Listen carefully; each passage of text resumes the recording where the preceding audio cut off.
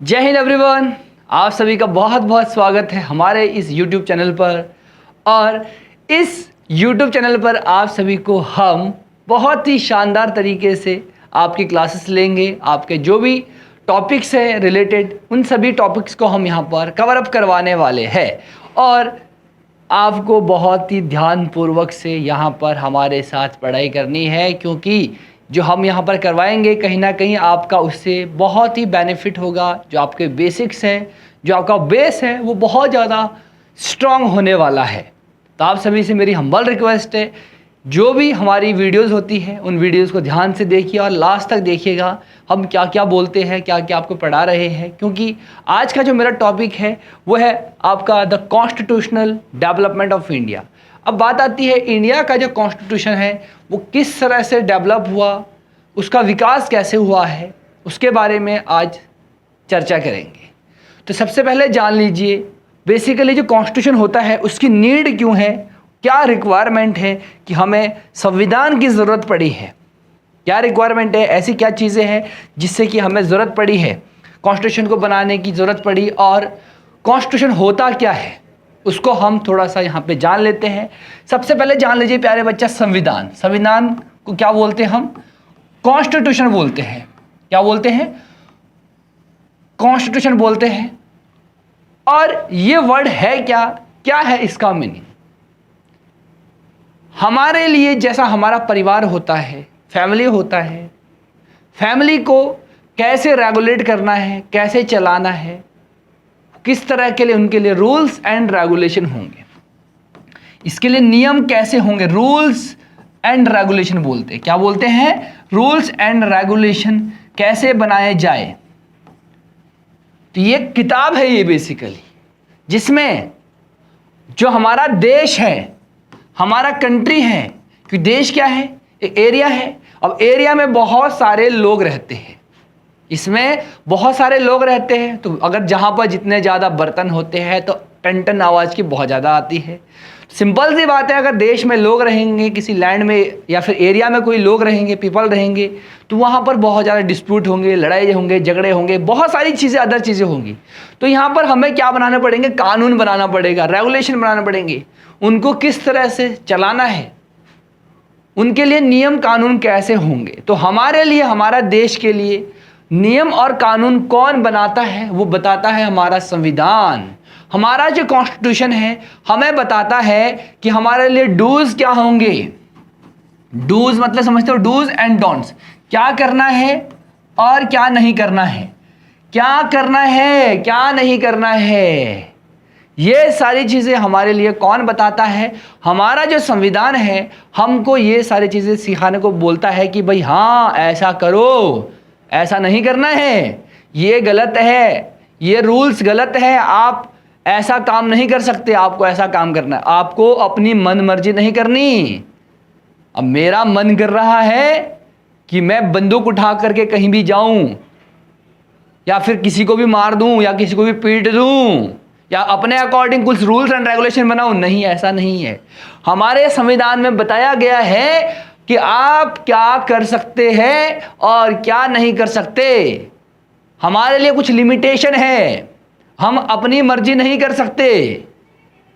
तो आपको ध्यान से समझना है, हमारा संविधान बनाया इसलिए गया है कि जितने भी इंडिया में लोग रह रहे हैं उन सभी को किस तरह से अपनी दिनचर्या रखनी है, वो कैसे यहाँ पर अपने आप को सरवाइव करेंगे, किस तरह से रहेंगे, उनके लिए रूल्स एंड रेगुलेशन कौन बनाता है? संविधान बताता है। तो हमारा सिंपल सी बात है, कॉन्स्टिट्यूशन है। और उसका थोड़ा सा हिस्टोरिकल बैकग्राउंड जान लेते हैं, उसका हिस्ट्री कैसा है, कहां से बेसिकली डेवलपमेंट स्टार्ट हुई है। अगर बात करें हम, देखो पहले आपने देखा होगा हम कहीं ना कहीं मेडीवल जो इंडिया था वहां पर हम बहुत सारे रूलर्स के अंडर में रहे थे। तो हम मोनार्की, आप बोल सकते हो मोनार्की टाइप थी, अलग अलग एरिया वाइज। अब जैसे ही इंडिया में ब्रिटिशर्स आए, अंग्रेज लोग आए, उस वक्त उन्होंने सिखाया हमें, या फिर बोल सकते हैं उन्होंने पहला एक स्टेप बनाया, पहला कदम रखा कानून बनाने के लिए, संविधान बनाने के लिए।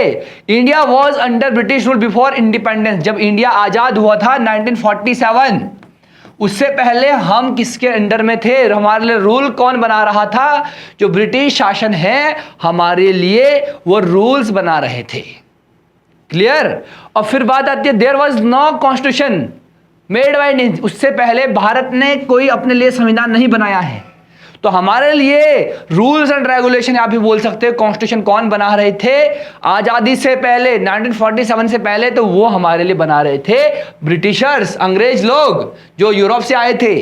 और laws were made by British parliament, जो कानून है वो जो ब्रिटिश गवर्नमेंट वहां बैठी है वहां से लॉ बन रहे हैं इंडियंस के लिए। अब सोचिए बात को जरा ध्यान से, जो लोग वहां रह रहे हैं ब्रिटिश में, इंग्लैंड में रह रहे हैं, वो वहां से लॉ बना रहे, कानून बना रहे हैं इंडिया में, इंडिया के लिए। हम लोग इंडिया में रह रहे हैं, हम यहां पर इंडियन से ये, और ब्रिटिशर्स इधर कहीं बैठे हुए बहुत दूर, यहां से हमारे लिए कानून बना रहे। बताओ, हमारे लिए यहां से संविधान बना रहे हैं। तो क्या है, कहीं ना कहीं यहां पर प्रॉब्लम तो आएगी ना। तो इन्होंने लॉ बनाना, कानून बनाना हमें सिखाया, किसने, ब्रिटिशर्स ने, यहां से हम मान सकते हैं। और इन्होंने है ना जबरन तरीके से, जबरदस्त तरीके से, मतलब फोर्सफुली इन्होंने हम पे अपने कानून को इंप्लीमेंट करवाया। फिर बात आती है India's demand self government. India ने क्या करा, इंडियंस ने अपने लिए स्वराज की स्थापना करने की मांग करी। इंडियन चाहते थे हम ब्रिटिशर्स के अंडर में नहीं रहेंगे, हम अपने लिए खुद से स्वराज बनाएंगे, सेल्फ गवर्नमेंट बनाएंगे, इंडियंस की डिमांड थी। क्यों? क्योंकि वो रूल्स एंड रेगुलेशन यहां चला रहे थे। अब आगे बात करते हैं, अब अलग अलग फेज वाइज यहां पर हम अपने कॉन्स्टिट्यूशन का डेवलपमेंट देखेंगे। हमारा कॉन्स्टिट्यूशन आपको पता है, हमारा कॉन्स्टिट्यूशन बनाया गया है, तो उसका डेवलपमेंट कहां से हुआ, तो मैंने बताया ब्रिटिश गवर्नमेंट से ही वो डेवलपमेंट स्टार्ट हो गया। लेकिन उसके अलग अलग फेजेस हैं, उनको मैं यहां पर डिस्कस करूंगा। ये पार्ट आपका काफी लंबा जाएगा, बता दूं पहले ही। बहुत ही शानदार तरीके से हम यहां पर पढ़ने वाले हैं, बहुत ही मजा आप सभी को आने वाला है इस लेक्चर में। अब बात करें यहां पर जो फेज 1 है, उसको कहा जाता है कंपनी का रूल। कंपनी रूल आपका 1773 से लेकर के 1858 के बीच में कंपनी का रूल माना जाता है। और यहां पर कहा जाता है कि संवैधानिक विकास की शुरुआत ईस्ट इंडिया कंपनी के शासन में हुई। जो इंडिया का जो संविधान बना है उसका जो डेवलपमेंट है ईस्ट इंडिया कंपनी के टाइम पीरियड में ही स्टार्ट हो गया था। फिर बात करें British parliament began regulating Indian administration. British संसद ने भारतीय प्रशासन को नियंत्रित करना शुरू किया। अब देखिए, वो पहले तो आए थे बिजनेस करने के पर्पज से, उनका एक मोटो था कि भाई हमें जाकर के बिजनेस करना है। लेकिन उन्होंने देखा अगर जब तक हम पॉलिटिक्स में, जब तक हम खुद से कानून नियम नहीं बनाएंगे इंडियंस के लिए, तब तक हम अच्छा बिजनेस नहीं कर सकते। तो बिजनेस तभी कर पाएंगे जब वो हम कानून बनाएंगे, या फिर ब्रिटिशर्स कानून बनाएंगे हमारे लिए, तभी जाकर के उनका बिजनेस सक्सेस होगा। तो उन्होंने एक चीज करी कि भाई बिजनेस हम तभी करेंगे जब तक हम कानून नहीं बनाएंगे। तो उन्होंने पूरा इंडिया को, पहले जो टेरिटरी है, लैंड है, एरिया को जीता, फिर एरिया में कानून बनाना शुरू करा अपने अकॉर्डिंग। अब कानून बनाया, कानून बनाने के बाद बिजनेस करना आसान हो जाता है। ये किसका मोटिव था? ये ब्रिटिशर्स का मोटिव था। तो इसलिए उन्होंने हमारे लिए संविधान बनाना शुरू किया। अब बात आती है आगे फेज 2। फेज 2 बेसिकली माना जाता है जब क्राउन रूल है। अब ये देखो, आपका प्यारे बच्चा ध्यान से देखना, ये आपका कंपनी का रूल है। आपने देखा होगा 1773 से लेकर के 1858 के बीच में कंपनी, प्योरली कंपनी इंडिया में अधिकार करती है, रूल करती है। लेकिन जैसे ही 1857 की जो क्रांति होती है, रिवॉल्ट होता है ना, उसके बाद जो कंपनी का रूल है वो शिफ्ट हो जाता है क्राउन के पास। जो राजा है ब्रिटिश के, उनके पास ये पूरी पावर शिफ्ट हो जाती है। Power transfer to British crown after revolt of 1857। जैसे ही 1857 का रिवॉल्ट होता है, उसके बाद जो पावर है वो शिफ्ट हो जाएगी कहां पे? वो शिफ्ट हो जाएगी आपके क्राउन के पास। सीधा जो क्राउन कहेंगे उसके अकॉर्डिंग ही रूल बनेगा। लेकिन 1857 से पहले जो रूल बनाने की अधिकार था, जो कानून बना रहे थे, वो हमारे लिए कंपनी बना रहे थे। जो कंपनी इंडिया में रूल कर रही थी, ईस्ट इंडिया कंपनी। अब बात करते हैं Indian slowly got representation but no real power. अब धीरे धीरे क्या हुआ, आपने देखा धीरे धीरे इंडियंस को भी पावर, धीरे धीरे इंडियंस को भी रिप्रेजेंटेशन मिलना शुरू। अब देखो, प्रतिनिधित्व मिला पर असली शक्ति नहीं मिली। मतलब ये पार्लियामेंट का हिस्सा बनने तो शुरू हो गए, जो हमारे इंडियंस लोग थे वो पार्लियामेंट में जा रहे थे, पार्लियामेंट में, संसद में पार्टिसिपेट कर रहे थे। तो संसद, आप सुनो ध्यान से, संसद क्या है? कानून बनाता है। संसद क्या बनाता है? कानून बनाता है। जैसे आप प्रेजेंट में देखते होंगे कि लोकसभा, राज्यसभा में बिल जाते हैं, बिल बनने के बाद उसमें जो बिल है जो आपका प्रेसिडेंट के पास जाता है, फिर वहां साइन होते हैं। उस साइन होने के बाद वो आपका एक्ट बनता है, कानून बनता है। सिमिलरली तो ब्रिटिश पार्लियामेंट में भी कुछ इंडियंस ने पार्टिसिपेट करना शुरू करा, लेकिन उनको कभी भी रियल पावर नहीं दी गई। वो कभी भी रियली में पावर उनको नहीं मिली। वो सिर्फ और सिर्फ नॉमिनल थे, नाम मात्र के रिप्रेजेंटेशन वहां पर कर रहे थे अपना। चलिए अब बात करते हैं फेज 3। और फेज 3 स्टार्ट होता है 1919 से लेकर के 1947 के बीच में। तो यहां पर real constitution reform started after 1919। अब बात आती है, क्योंकि 1919 के बाद जो इंडियंस लोग थे उनको मौका तो पहले से मिल रहा था, लेकिन 1919 के बाद जैसे ही 1919 में एक्ट आता है, उस एक्ट में कुछ इंडियंस को पार्टिसिपेट मिलता है। उसके बाद यहां से कुछ ऐसी चीजें हैं जो इंडियन कॉन्स्टिट्यूशन को रिफ्लेक्ट करती है। जो हमारा प्रेजेंट में कॉन्स्टिट्यूशन है, तो कुछ चीजें ऐसी है प्रेजेंट में जो कहीं ना कहीं यहां से हमने ली है, या फिर इंडियंस का यहां पर कहीं ना कहीं रोल रहा है बनाने में। कहीं ना कहीं इंडियंस ने अपना यहां पर अपने अकॉर्डिंग इसमें कुछ कानून बनाए, जो कहीं ना कहीं इंडिया में आगे जाकर के इंडियन कॉन्स्टिट्यूशन में उसको शामिल कर दिया गया। फिर बात आती है demand shifted towards responsible government. और जो इंडियंस लोग थे 1919 के बाद 1947 के बीच में इंडियंस बहुत ज्यादा एक्टिव हो गए। इस बीच में बहुत ज्यादा खलबलियां मचना शुरू हो गई। कहीं ना कहीं बात करें, जो इंडियंस की जो पावर्स थी वो कहीं ना कहीं इंक्रीज हो गई। पावर क्या हो गई? बढ़ गई। अभी तक जो इंडियंस की पावर थी वो कम थी, लेकिन अब जो पावर है ना प्यारे बच्चा, वो बढ़ जाती है। 1919 से आगे अब क्या है? पावर बढ़ना शुरू हो जाएगी। अगर पावर बढ़ेगी तो इंडियंस खुद से कानून बना पाएंगे। इसका मीनिंग है अब कहीं ना कहीं जो हमारा संविधान बनने वाला है वो हमारे अकॉर्डिंग बनेगा। तो चीजें कहां से शुरू हुई थी? चीजें शुरू हुई थी जब ब्रिटिशर्स इंडिया में आए थे, उन्होंने कानून बनाना शुरू करा। तो इंडियंस ने देखा ये कानून बना रहे हैं, तो कहीं ना कहीं हमारे लिए भी कानून बनने चाहिए, लेकिन हमारे अकॉर्डिंग वो कानून नहीं बन रहे थे। तो इंडियंस के अंदर थोड़ा सा एग्रेशन शुरू हुआ धीरे धीरे धीरे। लेकिन 1919 से लेकर के 1947 के बीच में बहुत ज़्यादा एग्रेशन शुरू हो गया। इस बीच में इंडियंस का बहुत बड़ा रोल रहा है हमारे कॉन्स्टिट्यूशन को डेवलपमेंट करने का। आया बात समझ में? तो ये पूरा कहीं ना कहीं स्टार्टिंग फेज था, जो हम 3 फेजेस में पढ़ेंगे। फिर मैं आगे आपको आने वाली जो क्लासेस रहेगी उसमें अलग अलग एक्ट्स बताऊंगा, जो आपके लिए एक्ट लाए गए हैं, अधिनियम लाए गए हैं। उन अधिनियम में आपको सीखने को मिलेगा कौन सा अधिनियम में क्या है, क्या बताया गया है, और कौन कौन से रूल्स एंड रेगुलेशन उन अधिनियम में आए थे। वो आपको मैं आने वाली जो मेरी वीडियो होगी नेक्स्ट वाली उस पर बताऊंगा। बस आप जान लीजिए 3 फेजेस में बेसिकली हम इसको डेवलपमेंट को है ना डिवाइड करते हैं। अब बात करें इसके आगे, यहां पर वो आपका है प्री कॉन्स्टिट्यूशनल डेवलपमेंट। अब देखिए जब हमारा कॉन्स्टिट्यूशन बना था उससे पहले कुछ हमारे जो इंडियंस है उन्होंने कुछ एफर्ट लगाए थे, इन्होंने कुछ प्रयास किए थे। अब कौन कौन से प्रयास किए थे, एफर्ट लगाए थे, ध्यान सुनिएगा। पहला है नेहरू रिपोर्ट। नेहरू रिपोर्ट आती है 1928 में। कब आएगी? नेहरू रिपोर्ट 1928 में आएगी। और इसमें बताया गया है कि first attempt by Indians to draft a constitution, भारतीयों द्वारा संविधान बनाने का पहला प्रयास। कभी भी क्वेश्चन आए भारत के द्वारा या फिर भारतीयों द्वारा पहला प्रयास कौन सा था संविधान बनाने के लिए, तो आप बोलोगे सर वो नेहरू रिपोर्ट थी, है ना। जो मोतीलाल नेहरू है, इन्होंने एक ड्राफ्ट प्रेजेंट करा, इन्होंने कहा कि हम ऐसा कानून बनाएंगे, लेकिन वो कहीं ना कहीं वो फ्लॉप हो गया। आगे जाके उसको मतलब नहीं बन पाया वो 1928 में, क्योंकि हमारा संविधान वो बाद में बना। जब आज़ाद हुए, आज़ादी होने के बाद हमारा संविधान है वो पूरी तरह से बना, लेकिन कहीं ना कहीं शुरुआत यहां से मान सकते हैं हम उसको। जो नेहरू रिपोर्ट आई थी 1928 में, ये पहला प्रयास था भारतीयों द्वारा संविधान को बनाने का। फिर बात आती है इसके जो लीडर थे कौन थे? मोतीलाल नेहरू थे, जवाहरलाल नेहरू के फादर साहब। फिर बात आती है डिमांडेड। इसमें क्या डिमांड की गई थी?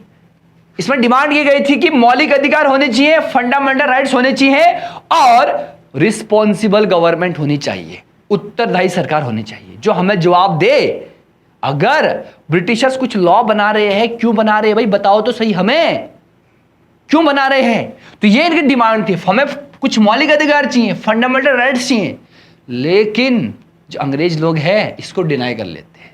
अब देखिए कहीं ना कहीं इंडियंस की शुरुआत तो थी, चाह रहे थे वो कि हाँ कुछ हमारे लिए कानून बनाओ, भाई हमारे लिए बेनिफिट अधिकार दो हमें, क्योंकि वो हम ब्रिटिशर्स के अंडर थे, तो ब्रिटिशर्स हमें कुछ अधिकार नहीं देते थे।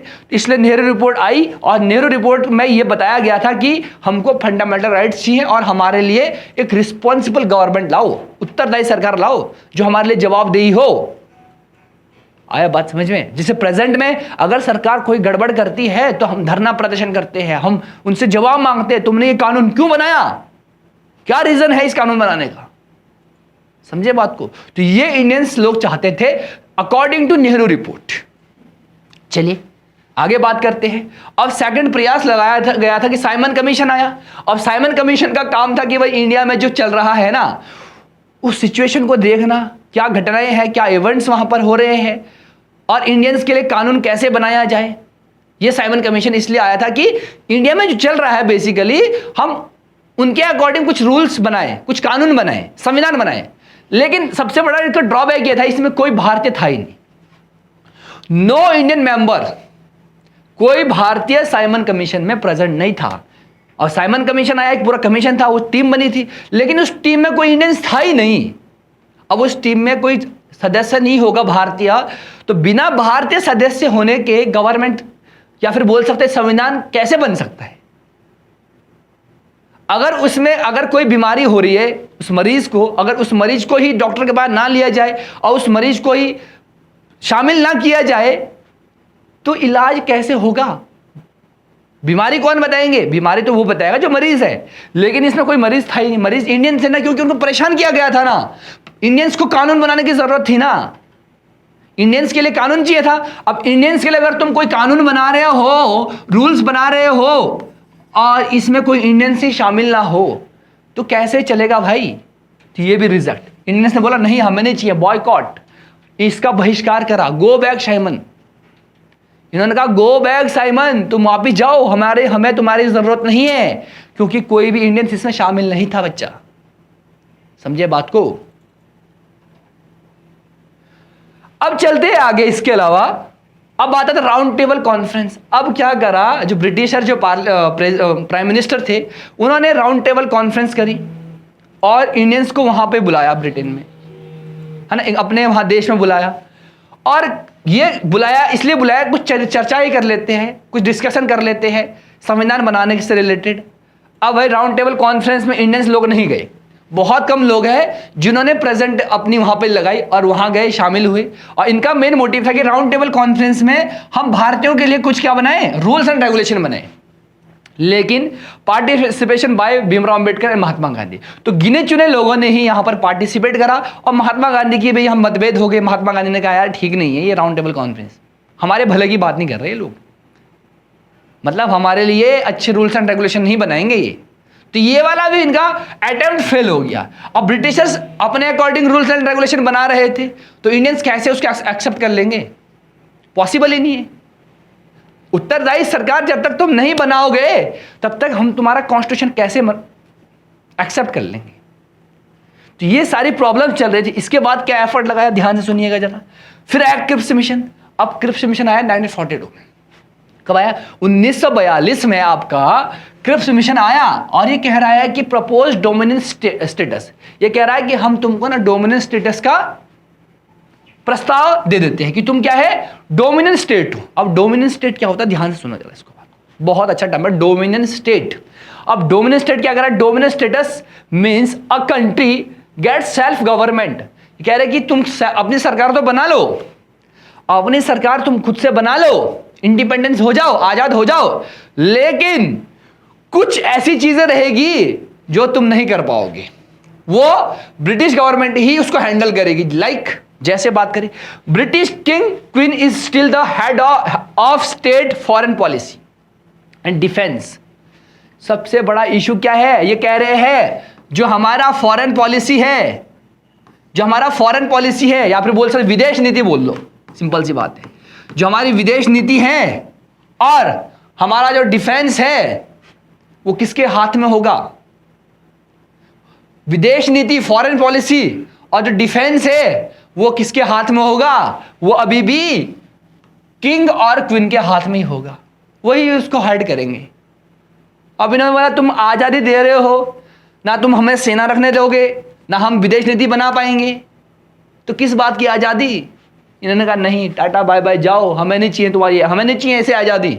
तो क्रिप्स मिशन ने यह प्रस्ताव रखा इंडियंस के सामने कि तुम्हें हम डोमिनेंट स्टेट का दर्जा दे देते हैं, लेकिन डिफेंस हमारी रहेगी, सेना हमारी रहेगी और विदेश नीति भी हम बनाएंगे। तो भाई ये कैसा आज़ादी? इंडियंस कहा नो, रिजेक्टेड बाय इंडियंस। भारतीयों ने इसको अस्वीकार कर दिया। आया बात समझ में? अब आगे बढ़े जरा। इसके बाद अब आता कैबिनेट मिशन प्लान। 1946 में आया था आपका कैबिनेट मिशन। अब कैबिनेट मिशन क्या बोलता है? ये कहता है संविधान सभा का प्रस्ताव। अब यहां पर बात आती है प्रपोज कॉन्स्टिट्यूएंट असेंबली। ये कह रहा है कि तुम अब क्या बनाओ, एक संविधान सभा बनाओ। और संविधान सभा क्या करेगी? संविधान सभा क्या करेगी? तुम्हारे लिए संविधान बनाएगी। और संविधान सभा में कौन लोग होंगे? इंडियंस लोग होंगे। तो कहीं ना कहीं ये चीजें सही रही है। अब यह कह रहा है कि संविधान सभा बनेगी और उसमें भारतीय लोग शामिल होंगे और भारतीय लोग क्या करेंगे? भारतवासी के लिए या इंडियंस के लिए कानून बनाएंगे, संविधान बनाएंगे। तो ये इनका मुद्दा रहा। और सजेस्टेड फेडरल स्ट्रक्चर, ये कह रहे हैं कि तुम्हारे लिए एक संघीय ढांचा बनाया जाएगा। और संघीय ढांचा क्या होता है प्यारे बच्चा? ध्यान सुनो, बहुत इंपॉर्टेंट है संघीय ढांचा। इस संघीय ढांचा हुआ क्या? बहुत इंपॉर्टेंट है। जब power division of power between state and centre, ये क्या होता है? राज्य और केंद्र के बीच में, राज्य और केंद्र के बीच में शक्तियों का बंटवारा। राज्य और केंद्र के बीच में शक्तियों का बंटवारा होगा। ये कौन कह रहा है? ये कह रहा है हमारा कैबिनेट मिशन प्लान 1946। ये कहीं ना कहीं सक्सेस हुआ है। अब इसके अकॉर्डिंग ही हमारी संविधान सभा बनती है। और संविधान सभा जब बनेगी तो हमारे लिए संविधान बनेगा और कितना टाइम उसके लिए लगेगा और क्या होगा उसको मैं बताऊंगा नेक्स्ट पार्ट में, जो आपके लिए इंपॉर्टेंट एक्ट आएंगे। ध्यान सुनिएगा, फिर से बता रहा हूं। इसमें मैंने आपको बताया हमारे लिए संविधान होता क्या है, संविधान की जरूरत हमारे लिए क्यों होगी, और कौन कौन से फेजेस रहे हैं। 3 फेज में हमारे संविधान सभा को हमारा डेवलप हुआ है, धीरे धीरे संविधान बना है। तो उसको मैं अब आगे, जो आगे मेरी नेक्स्ट क्लास होगी उसमें मैं आपको एक्ट वाइज बताऊंगा कि भाई कौन सा एक्ट आपके लिए इंपॉर्टेंट है और उस कौन से एक्ट में क्या चीजें बताई गई है। मैं आपको सिर्फ और सिर्फ एग्जाम को देखते हुए चीजें बता रहा हूं, और जो आपका पूरा का पूरा डेवलपमेंट है जीएस का वो मेरे हाथ में है। मैं बहुत ही शानदार तरीके से आपको यहाँ पर जीएस का जो सिलेबस है वो कवर अप करवाने वाला हूँ। आज हमने क्या पढ़ा प्यारे बच्चा? ध्यान सुनिएगा, फिर से बता रहा हूं। हमारा संविधान हमारे लिए क्यों जरूरी है, संविधान क्या होता है संविधान, फिर मैंने बताया कौन कौन से फेजेस हैं, और इंडियंस ने क्या क्या प्रयास किए और ब्रिटिशर्स ने हमारे लिए क्या क्या प्रपोजल लेकर आए और कौन कौन से प्रपोजल हमने रिजेक्ट करे और कौन सा प्रपोजल हमने लास्ट में जाके एक्सेप्ट करा। वो आपका है कैबिनेट मिशन 1946। तो कहीं ना कहीं वो हमारे लिए इंपॉर्टेंट रहा, क्योंकि वो उसमें कहा गया है, स्पष्ट रूप से कहा गया है कि अब भारतीय क्या बनाएंगे? अपने लिए कानून बनाएंगे या फिर संविधान बनाएंगे। तो चलिए मिलते हैं आप सभी को अगली वीडियो में। तब तक के लिए हमारे साथ कंटिन्यू बने रहिए। जय हिंद, गॉड ब्लेस यू।